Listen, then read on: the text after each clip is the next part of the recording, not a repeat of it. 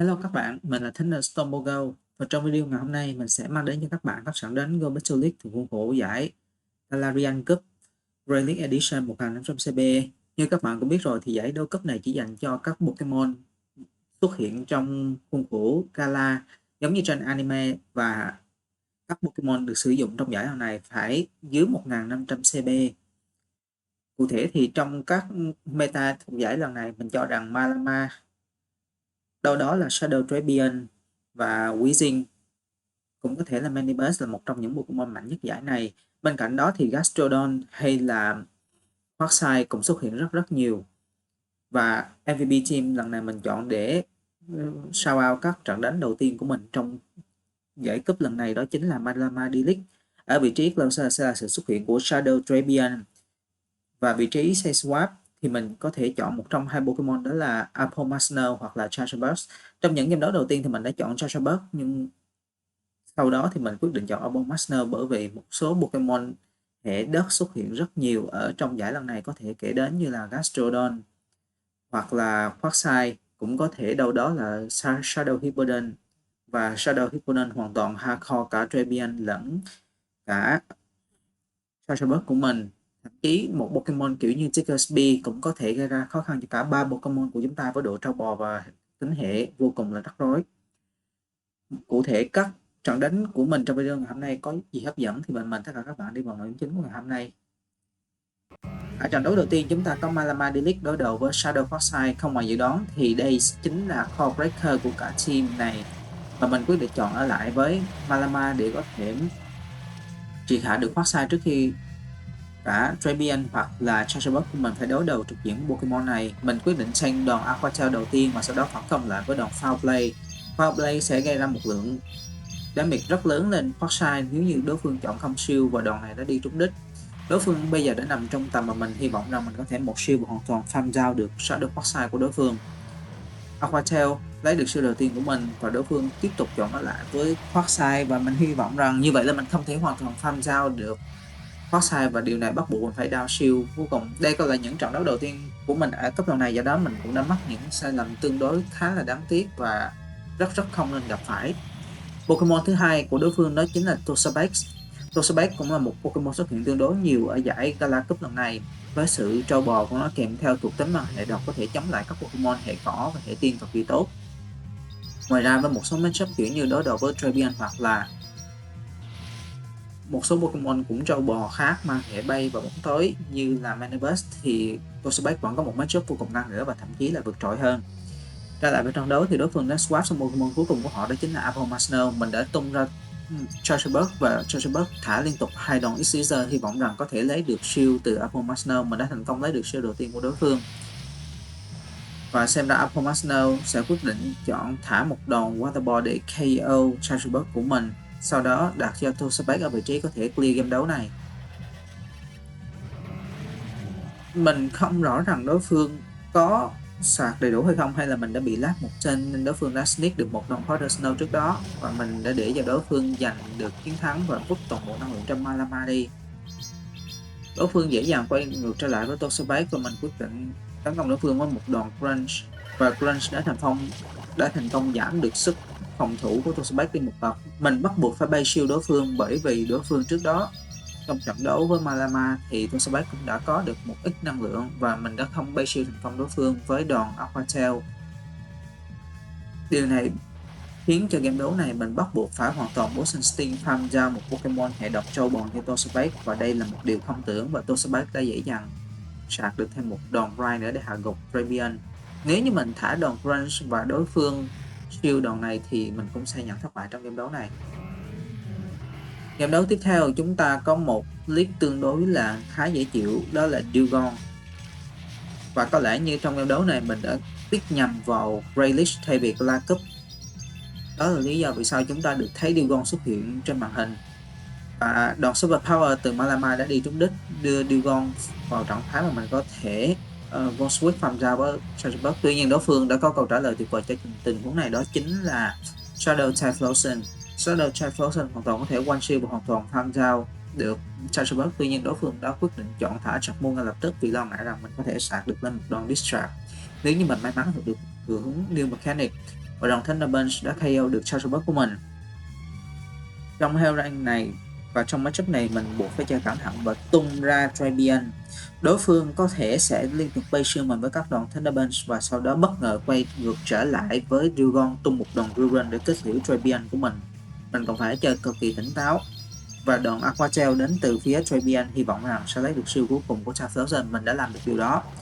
Và Typhlosion tiếp tục phản công lại với một đòn. Mình cho rằng đây là Thunderbolt bởi vì Thunderbolt gần như sẽ KO được Trebian trong round này. Mình ngay lập tức nhảy sang Malama vì đoán rằng đối phương sẽ swap ngược lại Dugong để tung một đòn Rurun. Và mình đã thành công catch được đòn Rurun đến từ Dugong và điều này sẽ tạo điều kiện cho Trebian của mình có thể ăn game đấu nếu như backline của đối phương có một Pokemon yếu với hệ độc hoặc là hệ bóng tối của Trebian. Malama tung một đòn foul play để hạ Dugong trong tình huống này. Và không biết ở backline của đối phương sẽ có Pokemon gì, đó chính là Chestnut. Các sạc mua của Trebian của mình là Crunch và Aqua Tail không thể đánh hiệu quả lên Chestnut và tất cả đều bị restricted. Do đó mình bắt buộc phải tung một đòn Super Power đến từ Malama và sau đó quay ngược trở lại Trebian và tung một đòn Aqua Tail ngay ở giữa Fast Move của đối phương để tránh trường hợp đối phương swap và cast sang Typhlosion. Mình đã làm được điều này vô cùng tốt. Và khi Typhlosion quay lại, Pokemon này bắt buộc phải thả Shark Move để có thể hạ được Trebian và đó chính là đòn Thunderbolt. Shadow Trebian đã bị hạ gục nhưng Malama vẫn còn tương đối. Mình đã kịp thời sideway farm down được Typhlosion để giành chiến thắng ngạt thở trong game đấu đó. Good game. Game đấu tiếp theo chúng ta có một league tương đối là tốt, đó chính là Frostlass. Tuy gọi là tốt, tuy nhiên Frostlass hoàn toàn có thể bắn được Malama nếu như chúng ta để cho đối phương Sneak Fast Move. Đối phương đã quyết định swap sang Manibus hy vọng rằng catch được đòn foul play. Mình đã chơi tương đối là bình tĩnh khi farm được thêm một ít năng lượng cho Malama trước khi swap sang Chargerbug. Chargerbug hoàn toàn có thể tranh được hai fast move, hai chọc move bất kỳ đến từ phía Manibus. Mình đã timing cực kỳ tốt và thả một đòn Distract. Distract sẽ đưa Manibus vào trong hell rank mà mình hoàn toàn có thể tung thêm một vài đòn Von Squeak và tung thêm một đòn Scissor để có thể hạ gục Pokemon này. Manibus tung một đòn Drop và đưa Pokemon Chargerbug của mình vào trong hell rank mà Frostlass có thể farm giao. Do đó mình đã quyết định farm thật nhiều năng lượng. Khi mà Frostlass quay trở lại thì mình hoàn toàn có thể sạc thêm để có thể tung một đòn Shark Move. Nhưng đối phương đã chọn tung ra Pokemon cuối cùng của họ, đó chính là Ferrothorn.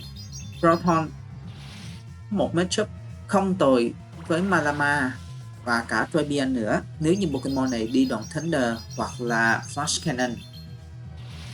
Mình tung ra được hai đòn Shark Move đi trúng đích và sau đó mình đã quay ngược trở lại Malama, tiếp tục thả đòn Shark Move foul play ở giữa Fast Move Basic của đối phương để tránh trường hợp đối phương swap sang Frostlass.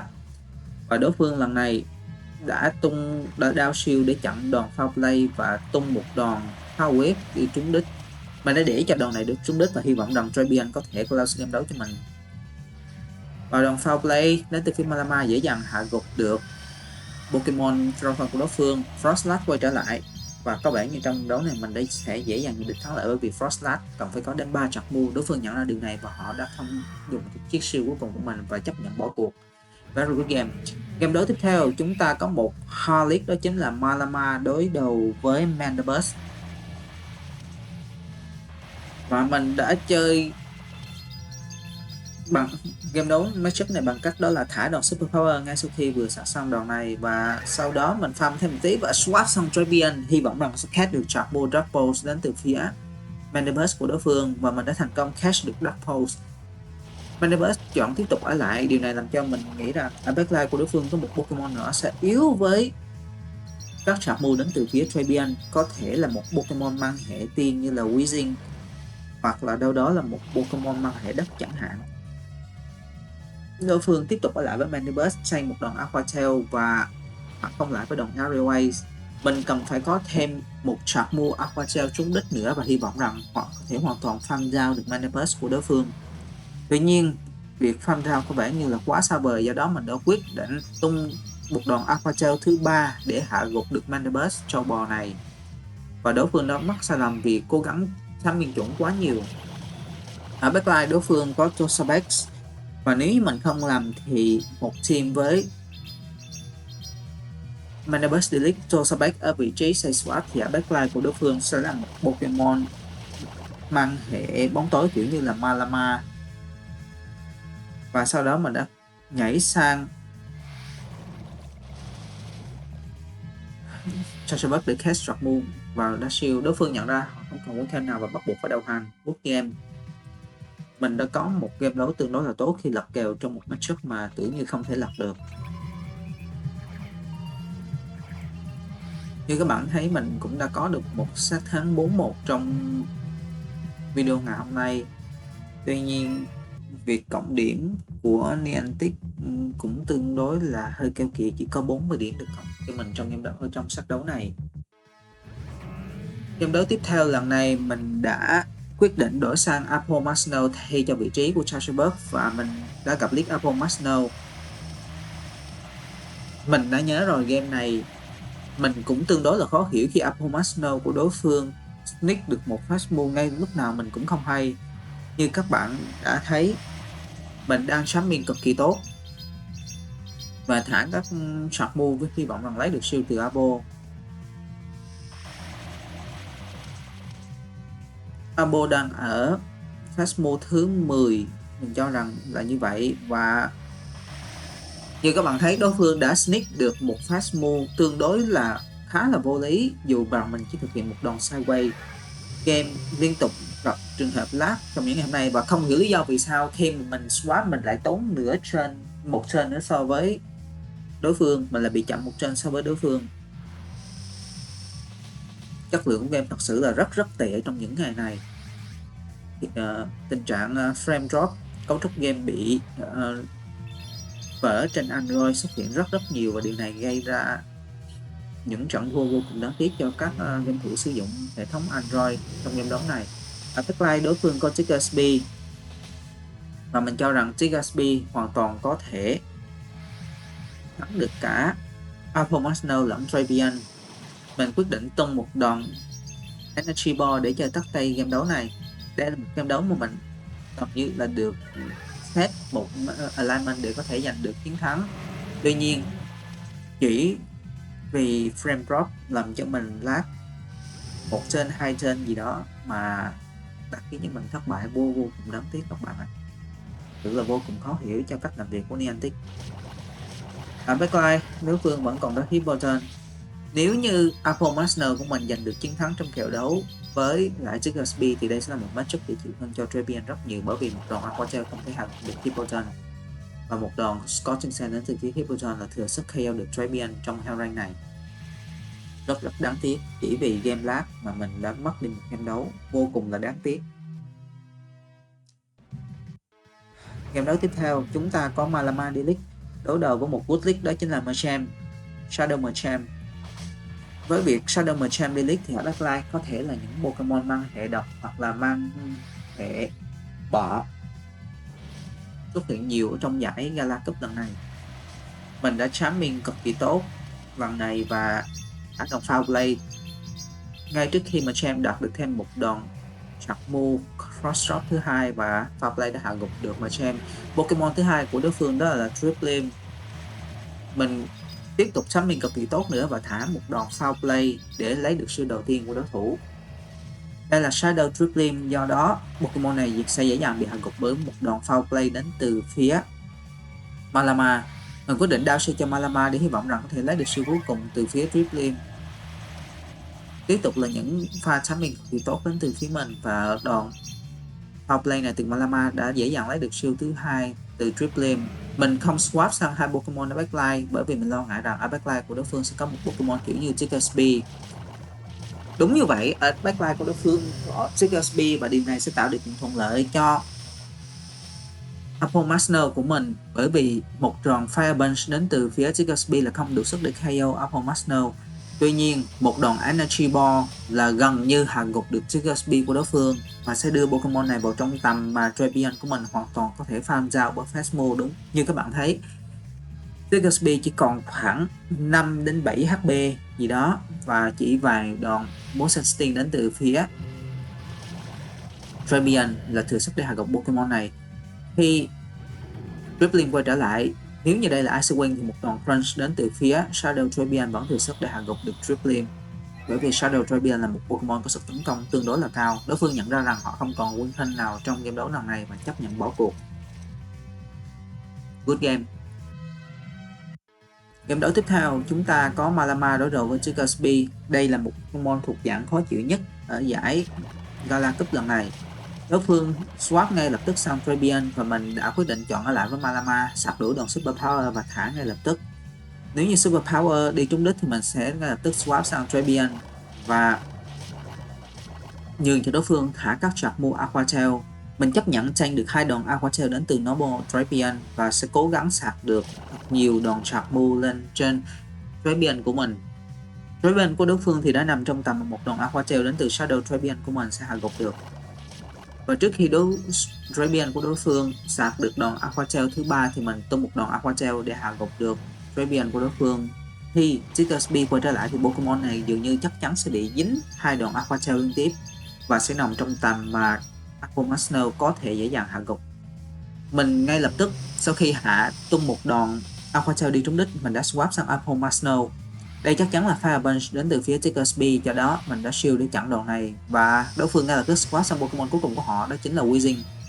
Mình cho rằng bộ move của Weezing trong giải lần này sẽ là Brutal Swing và đâu đó là Play Round hoặc là Overhit, nhưng mình nghĩ rằng phương án Play Round là có khả năng xảy ra nhiều hơn bởi vì xuất hiện rất nhiều Malama,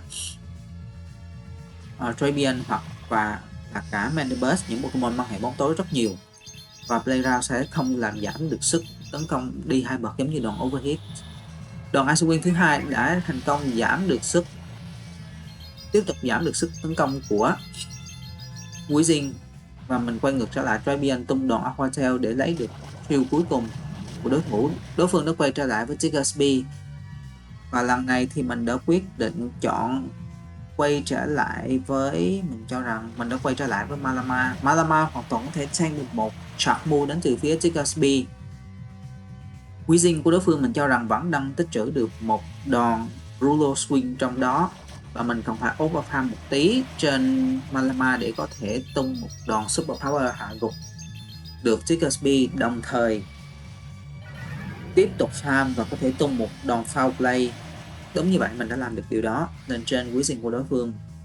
Đối phương đã tích trữ được 2 đòn Brutal Swing, điều này cũng không quá quan trọng bởi vì đây là CMB, và đòn Foul Play tuy là not very effective nhưng vẫn đủ sức để KO được Gala Weezing trong hai round này. Good game.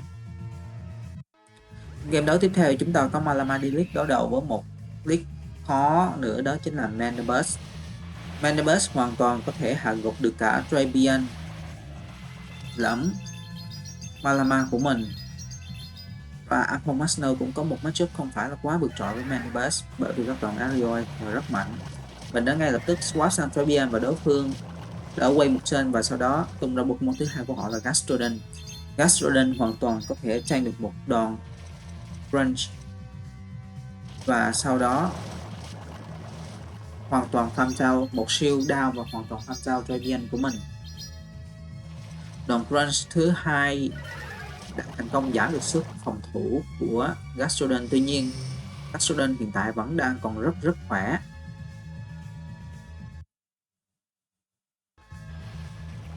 Và Gastrodon này đi đòn Water Ball và có lẽ như là Water Ball và Body Slam. Có lẽ sau tình huống này đối phương sẽ quay trở lại với Mandibuzz. Không như vậy là đối phương mới tung ra Pokemon cuối cùng của họ, đó chính là Volibear. Một matchup thực sự là rất tệ cho cả Malama lẫn Aquamarine bởi vì các chục mũ XYZ là có thể đánh Super Effective lên cả hai Pokemon này. Đây là một game đấu mà đối phương có cả 3 con Pokemon đều được alignment để có thể giành chiến thắng cả 3 Pokemon của mình. Mandibuzz dễ dàng thắng Malama, Volibear dễ dàng thắng được Aquamarine và dĩ nhiên Gastrodon hoàn toàn làm chủ thế trận đối với Shadow Drapion, và cái món này mình cũng không còn quá nhiều cửa chơi nữa. Hai đòn Super Power là không đủ sức để hạ gục được Mandibuzz trong hai round này, do đó mình đã quyết định tung một đòn tấn công Outplay sau đó nhảy sang Aquamarine, bởi vì dù sao Apple của mình cũng cần phải có một hai chặt move để hạ gục được Mandibuzz trong hai round này. Mandibuzz dễ dàng hạ gục Snow của mình. Đối với Malama thì Pokemon này chỉ cần tung một đòn Dark Pulse và sau đó quay ngược trở lại Gastrodon hoặc còn tham trao Malama của mình. Dù cho mình có thể giành được chiến thắng trong trận đấu này với Gastrodon, tuy nhiên một đòn Super Power, cho dù mình có sắp đủ một đòn Super Power vẫn không đủ để hạ gục được Mandibuzz. Một game đấu tương đối là đáng tiếc. Game đấu tiếp theo chúng ta có một league tương đối là khả quan, đó chính là Lapras D-League. Lapras, một Pokemon tương đối là lạ lẫm với nhiều bạn đánh PvP trong khoảng thời gian gần đây. Đây từng là một meta xuất hiện nhiều ở giải Ultra League và Grey League trước kia. Tuy nhiên với sự xuất hiện của những Pokemon mới thì Pokemon này dần tìm một quanh lại, và Lapras hoàn toàn có thể thắng được Malama với 2 đòn hết.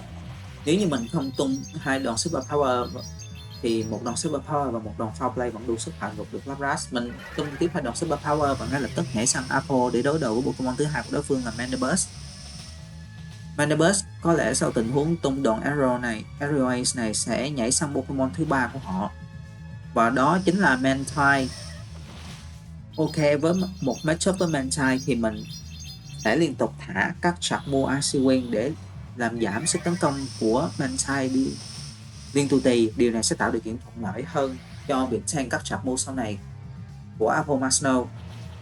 Mình sang đòn Aerial Ace đầu tiên đến, mình chấp nhận đao xuống cùng để chặn đòn Aerial Ace đầu tiên đến từ Mantine và tiếp tục thả một đòn Icy Wing nữa.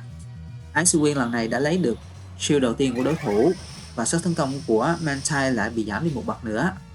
Ở đòn Icy Wing thứ ba thì mình đã CMB được đòn Aerial Ace thứ hai của đối phương và sức tấn công của Mantine đã bị giảm đi 3 bậc. Do đó Apple Snow hoàn toàn có thể tank được đòn Aerial Ace này tương đối nhẹ nhàng. Và việc Swift Clock vẫn chưa quay trở lại và đối phương bắt buộc phải ở lại Mantine thêm một tí nữa. Điều này tạo điều kiện thuận lợi cho Apple Snow tung thêm một đòn Ice Wing nữa lên trên Pokemon vừa quay trở lại của đối phương là Mandibuzz. Ice Wing, đối phương không sử dụng Ice Wing và đây chính là sai lầm của họ, bởi vì với việc sức tấn công bị giảm đi một bậc và Ice Wing đánh Super Effective lên trên Mandibuzz thì Trebian của mình chỉ việc tung một đòn Aqua Tail trúng đích là có thể dễ dàng hạ gục được Mandibuzz của đối phương. Các đòn Aerial Ace bây giờ cũng chỉ như gãi ngứa cho Trebian và đối phương cần phải có đến 4 đòn Aerial Ace để có thể hạ gục được Trebian trong tình huống này. Trebian vẫn còn rất khỏe và mình cần phải sạc thêm một ít năng lượng nữa để phòng trường hợp Mantine quay trở lại. Mantine mình cho rằng đang cách sạc mu 2 phase mu nữa, tuy nhiên điều này không quá quan trọng với mình vì mình hoàn toàn thả sạc mu trực tiếp ngay lập tức và đòn Aqua Tail thứ hai hạ gục được Mandibuzz một cách dễ dàng để giành chiến thắng cho mình trong game đấu cuối cùng của video ngày hôm nay. Các trận đấu của mình trong video ngày hôm nay đến đây là kết thúc. Hy vọng rằng một team với Malama D-League, Apple Snow hoặc là Chargerbug ở vị trí C-Swap và Shadow Trebian ở vị trí Closer sẽ giúp cho các bạn đánh Gala Cup 1500 CB tốt trong những ngày sắp đến. Nếu như các bạn thấy thích video này, hãy để lại cho mình một like, một comment và đặc biệt là subscribe kênh Thunderstorm Go. Điều này sẽ tạo động lực cho mình tiếp tục làm ra những video có chất lượng cao hơn gửi đến cho các bạn trong thời gian sắp đến. Chào tạm biệt tất cả các bạn.